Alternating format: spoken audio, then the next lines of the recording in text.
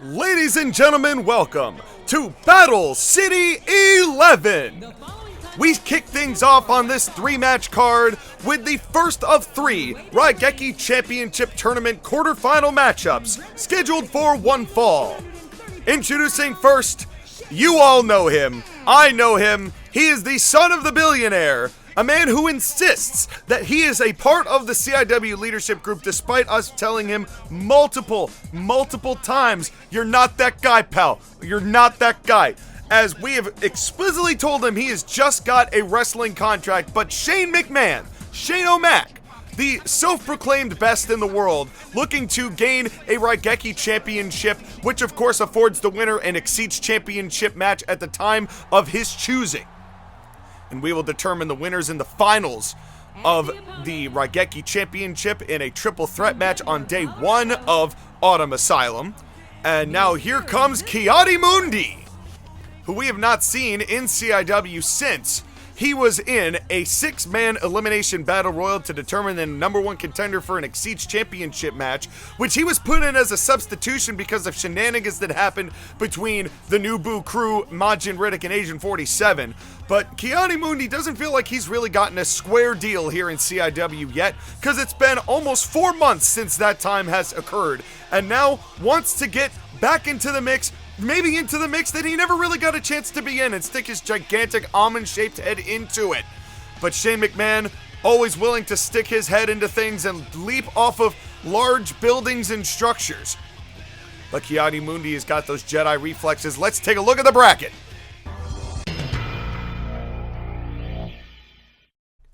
Raigeki Championship. Round 1.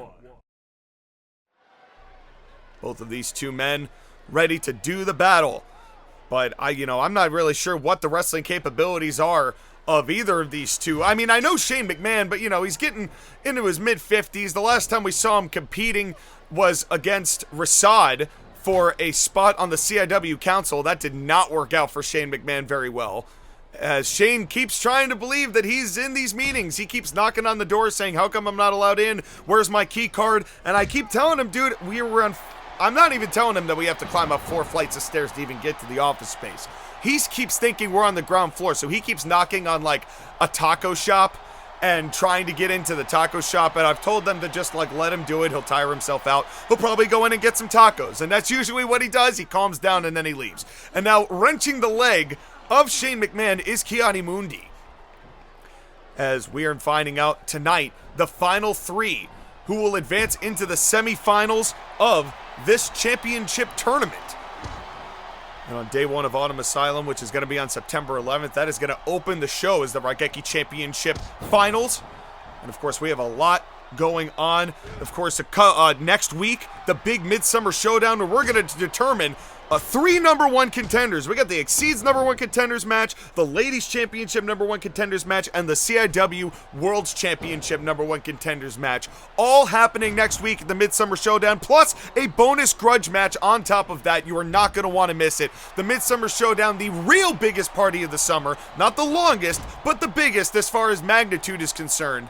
But we will leave that to the Celestial Hemisphere, and a big forearm there from Shane McMahon. Covering out from Shane, could be over here. 1, 2, and only 2. Ki-Adi-Mundi with an ear fall. We thank referee Jerry Greenfield for being here, assigned to this matchup, as we are going to have senior referee Jerry Jones at Autumn Asylum, but he's getting ready to prepare for the NFL season, so we wanted to give him plenty of time to prepare. But while we're on the subject of celebrations and things for the year, we have just crossed the plane of the 1-year anniversary of this new graphics era of Colonial Impact Wrestling, after being kind of in the dark ages for a long time. And I just want to say thank you all for being here along for the ride. Ever since that graphics change, we have gotten a lot of new viewers, and we thank each and every one of you for taking the time to give us a shot, the underground hidden gem of Colonial Impact Wrestling. And just like good hidden gems, all it takes is a stone's throw to knock out Goliath.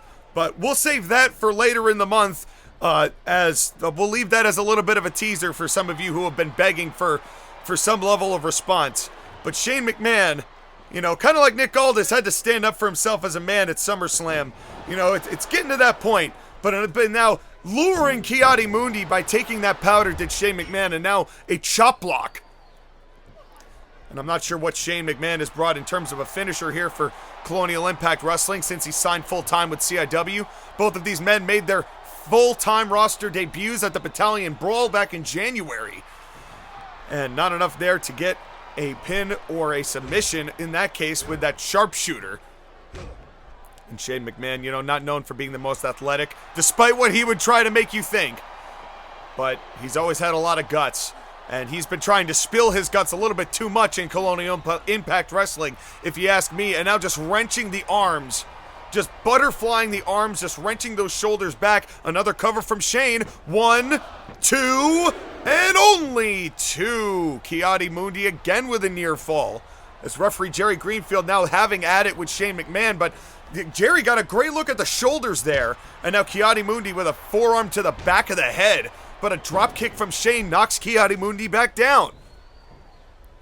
Folks, we got 2 more big-time matchups here. KRS-One and the Penguin coming up next. And then shortly thereafter, our main event between Piccolo and Mario, the final 2. And then those final 3 will join the previous 9 winners in the bracket. And on Battle City 12, low blow from Shane, message sent, but all 12 of the people who advanced in the quarterfinal. Oh, wait, Shane, what's he doing up at the top here? Wait a second. What? Shane, what are you doing? Shooting Star and Ki-Adi-Mundi dodges. Boy, that was a hell of an attempt from Shane McMahon. What do you think, man? You are 55 years old. You should not be. You tore your quad doing a leapfrog. And y'all are trying to attempt a shooting star press? Dude, what year do you think this is? But not that, I mean, I guess that's kind of the problem. Shane has these delusions. He thinks he's part of the upper management here. He thinks he can do shooting star presses. Ki-Adi-Mundi's like, he's an old, but he's got that Jedi reflexes. So I don't know where Shane thought he was getting off there. Oh, no, not again. Oh, and maybe realized that Ki-Adi-Mundi was not in a position that he wanted for what I assume was going to be another attempt. But folks, as I was starting to say, all 12 quarterfinalists who make it to the semifinals, they will compete in 3 battle royals, 4-man battle royals, elimination by pinfall or submission, and the winners of those 3 matches will be the 3 finalists that will face each other at Autumn Asylum for the Raigeki Championship to crown the first ever winner. But we still have a lot going on. As we said, the Midsommer Showdown, and then of course a Saturday Night Hype right after that. And boy, that's gonna be our go-home hype before we get to Drummer's Call and Autumn Asylum and all that jazz.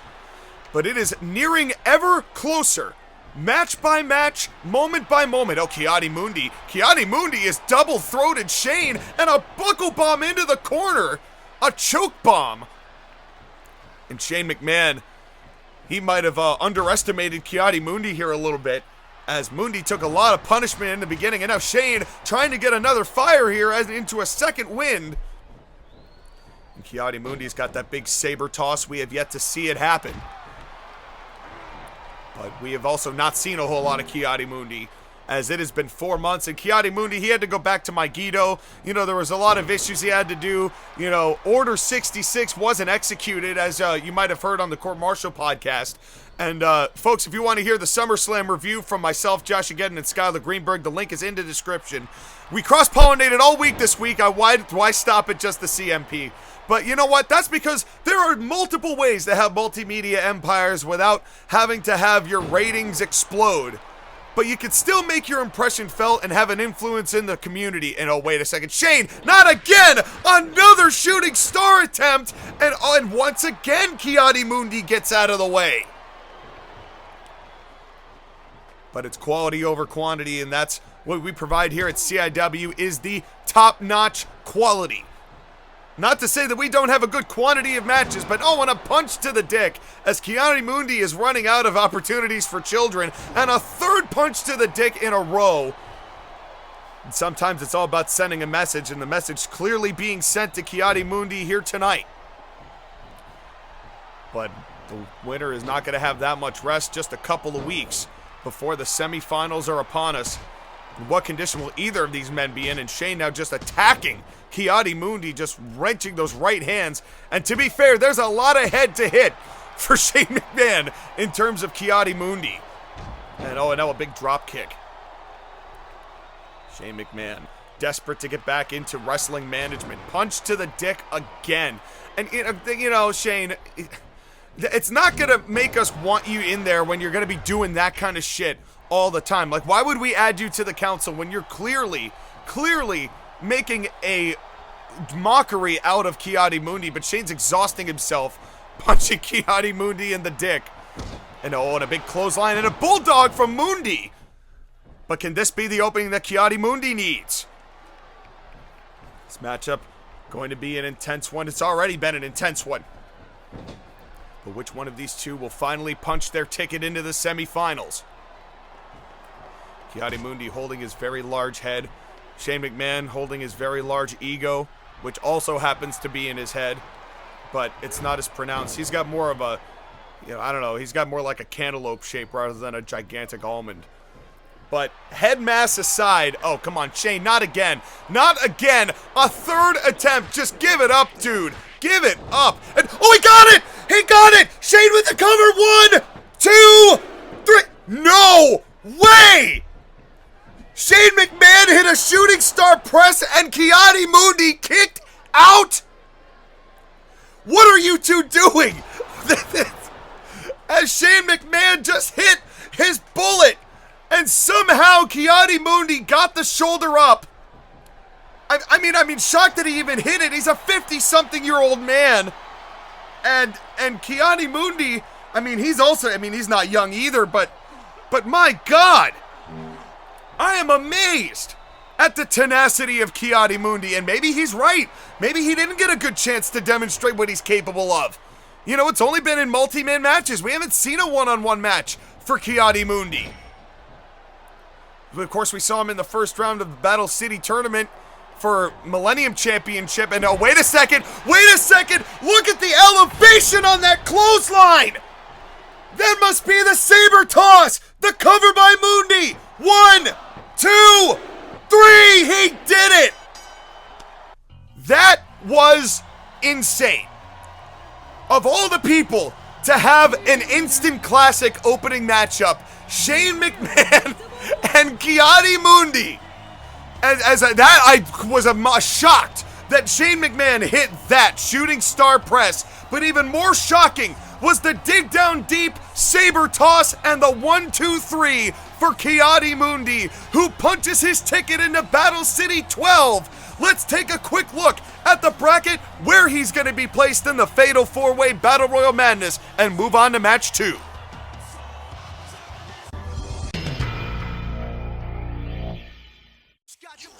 Ladies and gentlemen, our next matchup is KRS-One versus the Penguin. As KRS-One has been dealing with a tremendous amount oh no, come on! I didn't even get a chance to explain it! What the hell is Dave Chappelle doing here, attacking KRS-One in the back? And KRS-One has been dealing with constant shenanigans between Eminem and Dave Chappelle. It all started with a dream match booking that they could not let KRS-One have. They were insecure, Eminem won, and then Eminem was in Dave Chappelle's corner a couple of weeks ago on Saturday Night Hype, and that got ruined. Dave Chappelle beat, God, oh no, and not the Chappelle lock. Not the Chappelle lock back at the bar. This is right in front of Gorilla, mind you. You know, it's basically right by the curtain here. Oh no, not the statue. Oh, good God.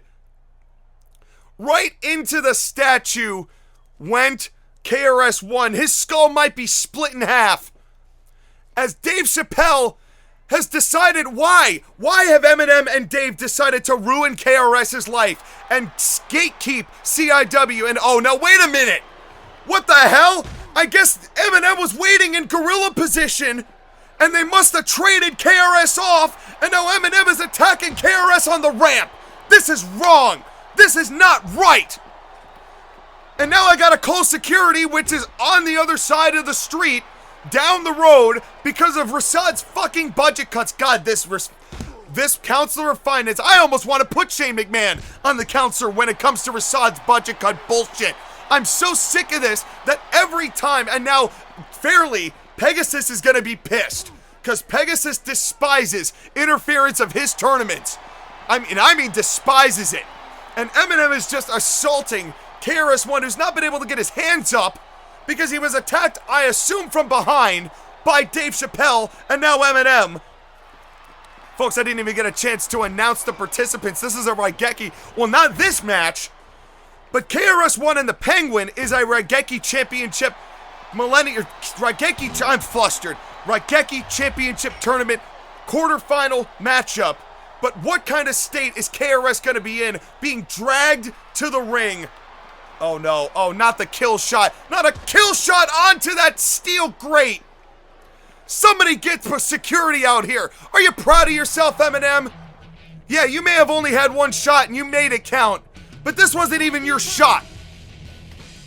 Eminem, who already lost in this Millennium Champion, or the Raigeki Championship Tournament to Strong Bad, already had his chance and failed. And here comes the Penguin, who is obviously not above picking the bones of KRS-One here tonight.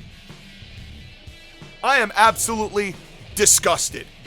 I need to take a quick lap. Give me a second. Besides, this guy's gonna show his crotch. I've seen it so many times. I'm just gonna face away from the camera 1 sec. Nope, not today, Penguin. Not today. Let's take a look at the bracket as soon as humanly possible. Dear God.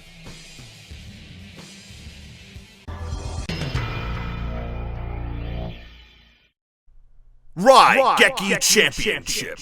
Round 1.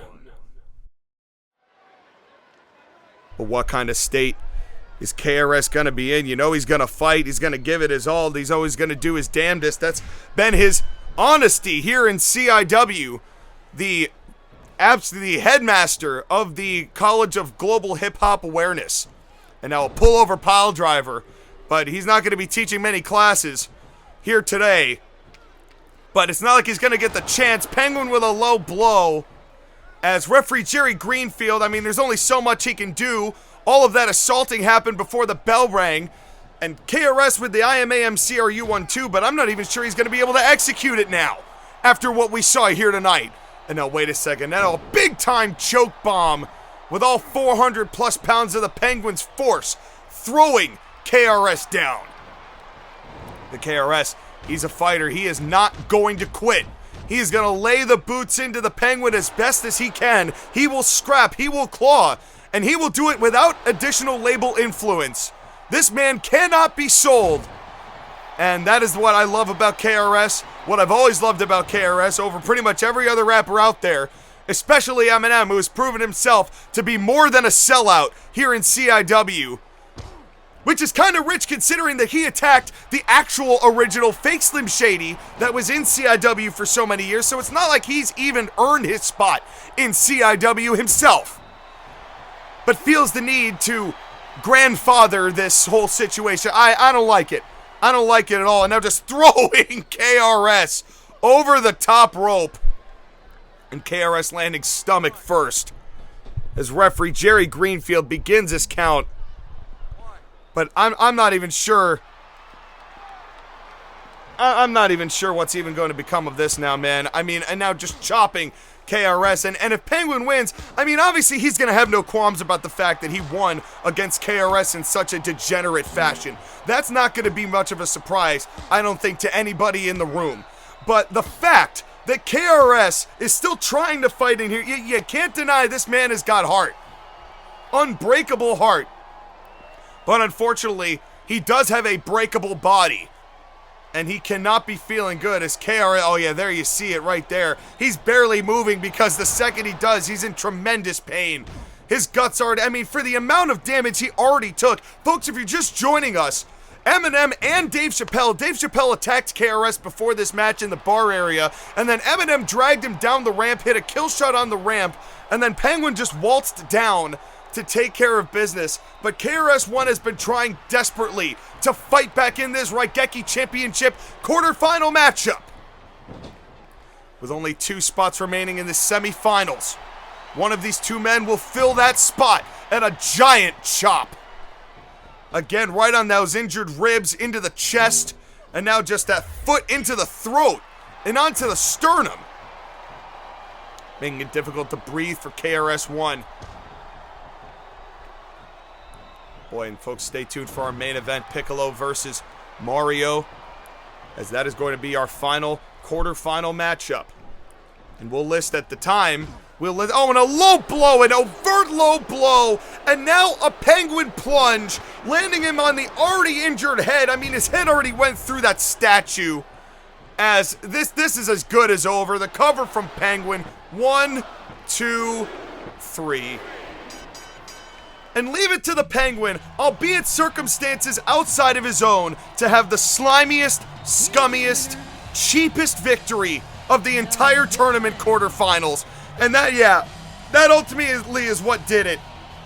But considering that the Penguin was a pancake as a result of King Leonidas at Massacre, and this is the first time we've seen him since, I guess he needed the cheap ego boost, and he sure got it. But this just doesn't feel right. KRS screwed over again by Eminem and Dave Chappelle. Let's take a look at the bracket and then move on to our main event of the evening.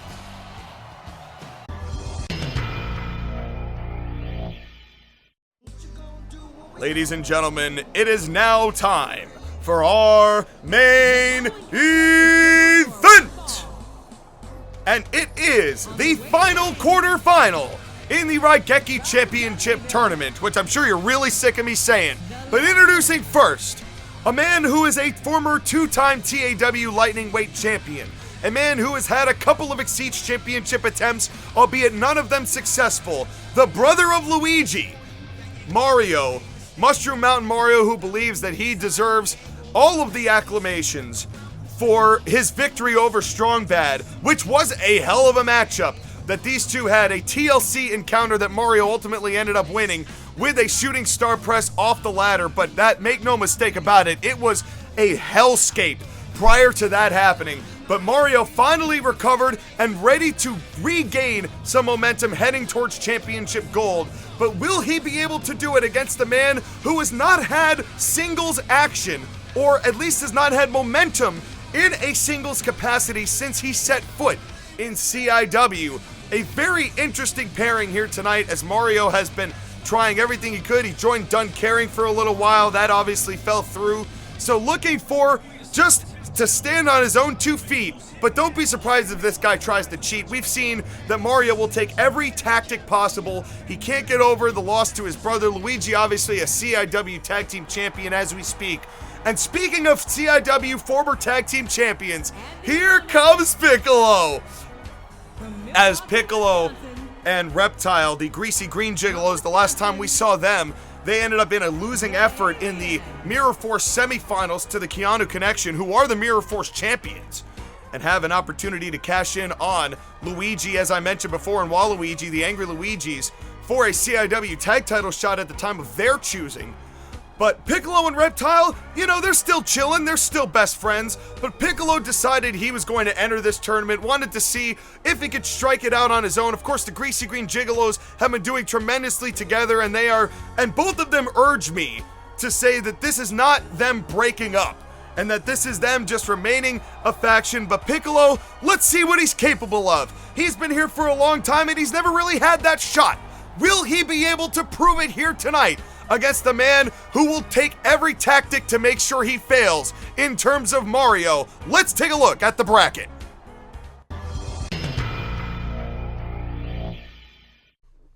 Raigeki Championship, Round 1. And folks, you saw it there. There is a lot of animosity heading towards this semi-final matchup. And the 3 matchups, he is finally, whoa, what a shot! The semi-final matchups is Mario starting off hot with a Hurricanrana. As I was just about to mention the other 11 participants and the matchups that we have for those and the spot that they were going to fill, but Mario getting off to a very hot start right out of the gate.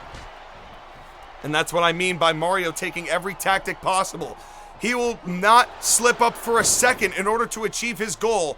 but it has not always worked out for Mario. And now a low blow to Piccolo, message sent. As folks, let's get it back to here. We've got Chris Masters, Captain Planet, Eclipse, and Principal Skinner. And another Hurricanrana there from Mario, who is once again flipping, doing his flippy shit like he always does, because he can't just ever attack his opponent. He's always got to try to flex on him with all of his gymnastics and his tube throwing and the shells and all of that. And now just talking smack on the top rope. Oh, what is he going for here? Went for some sort of whisper in the wind, but was caught there and instead gets a chin lock. Then the second matchup, we have Penguin versus Strong Bad versus Ki-Adi-Mundi versus Noob Saibot, who is going to, and we saw those four are going to square off. And then the final match, and another Hurricanrana from Mario. And whoever wins this matchup, oh, wait a second, not a warp pipe, not this fast! Not this fast, no way! And too close to the ropes for the warp pipe pin. Immediately tried to get it within seconds, and I was going after Jerry Greenfield. Come on, Mario, stop being so petty. But this man will be inserted into the main event of Battle City 12, where Johnny Cage versus Abizzle versus Rasad versus the winner of this match. And the fact that Abizzle and Rasad are now in the semifinal matchup against each other, given the feud that they've been having.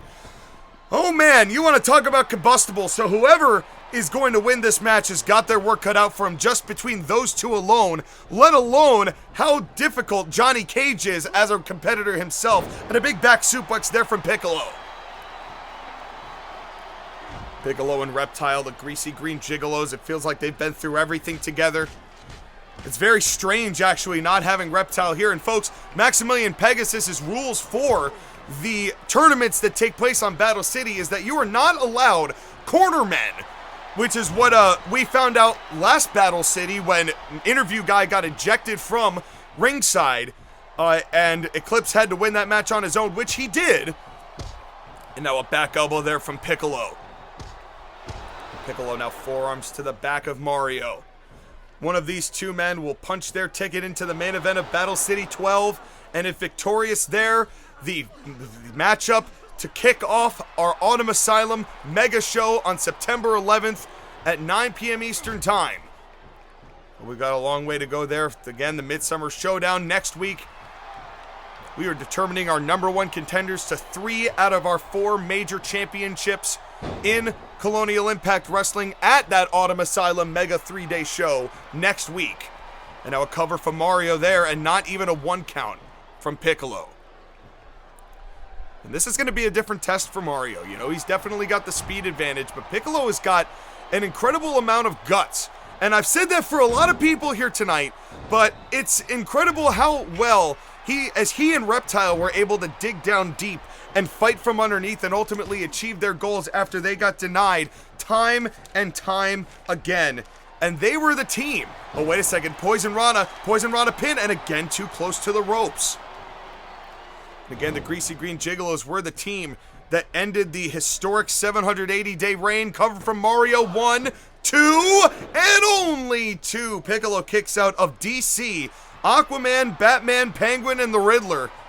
And all of those men at one point defended those championships. But 780 days, that lasted over 2 years, and a big leg drop. But Piccolo and Reptile, and they fought 4 times. They actually threatened to basically break up as a team. You know, they would never get a shot at CIW tag championships for 4 years after that. They would have no choice to break up. And when their backs were against the wall, they persevered, and a big fireman's carry takedown, take a drink, or a scoop of ice cream. But that was a tag capacity. We're not really sure what Piccolo is capable of in a singles capacity. He might not get the chance beyond tonight, as it is the warp pipe, this time near the center of the ring. 1, 2, 3. Oh, Piccolo kicks out. And Mario not happy about that, and getting right in the face of Jerry Greenfield. And Piccolo, oh, come on, Mario. Why? Why? As Piccolo was starting to, I guess, using those finger points to gain some resilience there, maybe to Aura Farm the way that they do in order to go Super Saiyan. I know that Piccolo doesn't really do that, but he is the Namekian Enigma, so you never know. Oh, wait a minute. Jerry Greenfield's down. No! Steel chair shots! This is not right! As Mario just wailing that steel chair into Piccolo, and now look at the cheap satisfaction that Mario is getting after all of that, and look at the taunts. Look at the taunts, and now Piccolo going up to the top, and Owen gets caught at the pass from Mario. And folks, referee Jerry Greenfield, there's only one way to make sure that his referee bills, as far as the medical bills, get paid. You gotta like, share, subscribe, switch that bell button to all. Now, Piccolo's throat being choked into the bottom rope by Mario.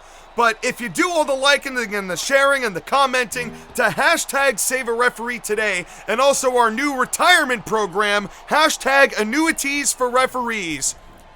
And now Mario again going for a Poison Rana pin, but again is too close to the ropes. And now he's taking it out on fucking Jerry because Mario cannot contain himself from being such a petty man. It has boggled my mind how low Mario has been willing to go in CIW since he started, and now that facebuster, throwback, fast forward, rewind, but Piccolo is bleeding, and boy is he bleeding.